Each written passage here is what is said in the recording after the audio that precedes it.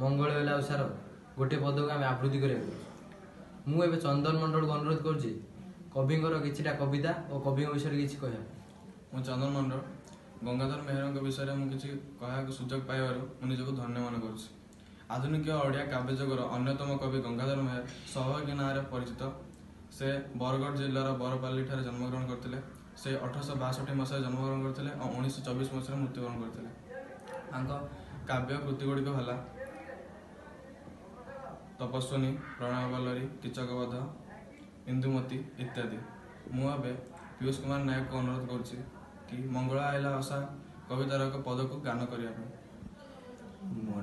मुख वेद स्वन पूर्ण कला श्यामवन उठिला वेदी गगन उच्च ओंकार वैकुंठे ध्रुपति अनंत श्रुति की गति बिहिला की सरस्वती वीणा जंकार बेलु बेल बन उज्जवल मंत्र बड़े जेने बड़ी आसिला बड़ बेलु बेल बन उज्जवल मंत्र बड़े जेने बड़ी आसिला बड़।